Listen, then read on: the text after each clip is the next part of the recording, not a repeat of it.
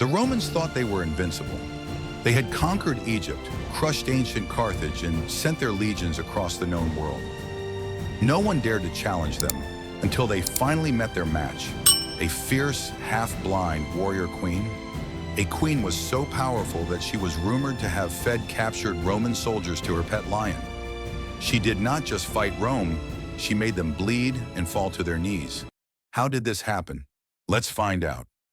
Long, long ago, when the Kushites were under the rule of Egypt for centuries and war was no longer strange to them, a little girl was born. Her name was Amanirenas. She was a descendant of the Conquerors, a line of formidable Nubian queens who often ruled alongside their kings or, at times, alone. Before Amanirenas became a legend, she was the wife of King Teretekas, and together they ruled a kingdom that thrived along the Nile and located in present-day Sudan. But fate dealt Amanirenas a bad hand. King Teretekas didn't live long. He died and left Amanirenas as the sole ruler of Kush. And unlike many queens of her time, she did not stay behind palace walls grieving. She rode into battles. One day, Rome took control of Egypt after defeating Cleopatra and Mark Antony. With Egypt under his rule, Emperor Augustus now looked south. He saw Kush, a land of vast resources, strong warriors, and a civilization that had long rivaled the Egyptians. Rome decided to expand its reach, and the Kushites were in the way. So the Romans encroached on the fertile lands of the region below Egypt, known as Nubia. At first, they did not attack. Instead, they sent tax collectors to Meroe, the capital of Kush, and demanded the Kushites pay tribute. But the Kushites had no intention of paying.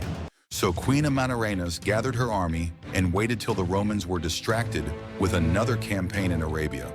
With her 30,000 warriors, including her son Prince Akinadad, she launched a full-scale invasion of Roman-controlled places in Egypt like Aswan, Philae, and Elephantine. Rome did not see this resistance coming. They assumed Kush would submit, just as so many others had. But Queen Amanirenas was not like other rulers. The Kushites stormed the city of Siene, modern-day Aswan, cutting down Roman soldiers and leaving the streets drenched in blood. They captured entire Roman garrisons, took thousands of prisoners, and burned down temples dedicated to Augustus. In an act of ultimate defiance, they beheaded a bronze statue of Caesar Augustus, dragging his head back to Kush. The head was buried beneath a temple, ensuring that every Kushite who walked into the sanctuary stepped over the face of Rome's emperor every day. It was a message. Rome had been humiliated, and Augustus was furious. The Roman governor of Egypt, Gaius Petronius, was ordered to retaliate. He gathered an army and marched south into Kushite territory, determined to crush Amanirenas and her people. The Romans advanced swiftly, recapturing Syene, then moving farther south. They burned down Napata, one of Kush's most important cities, slaughtering thousands. They also took Kush cities like Seleucus and Premnis. Seeing the destruction the Romans were causing, Amanirenas sent envoys with the message that she would return both the captives taken in Siene and the statues of Caesar. But they ignored her and continued razing the cities.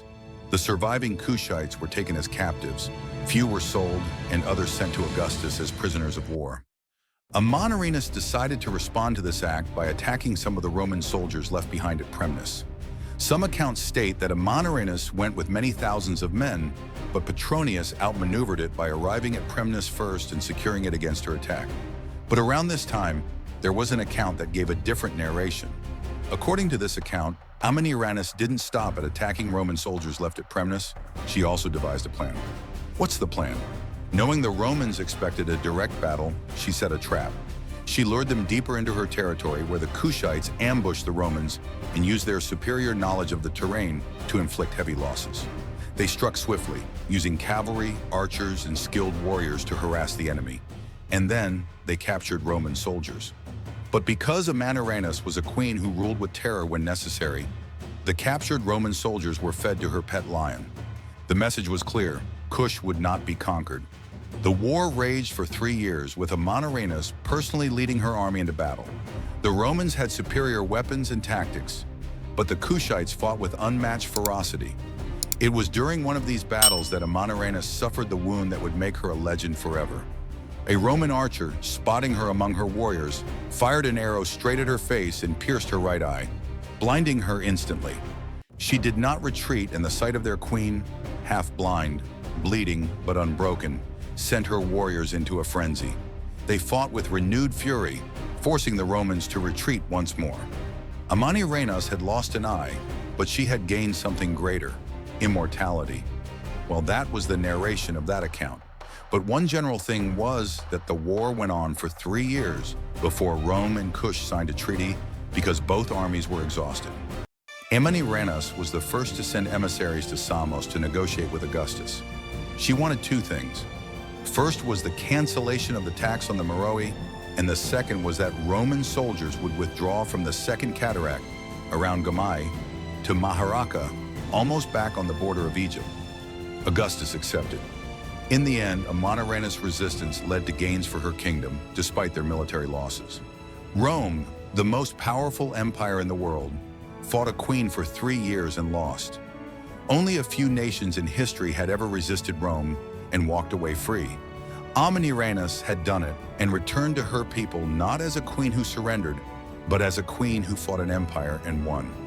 Though she lost an eye, she gained something far greater: a place in history. Her name would be spoken for generations.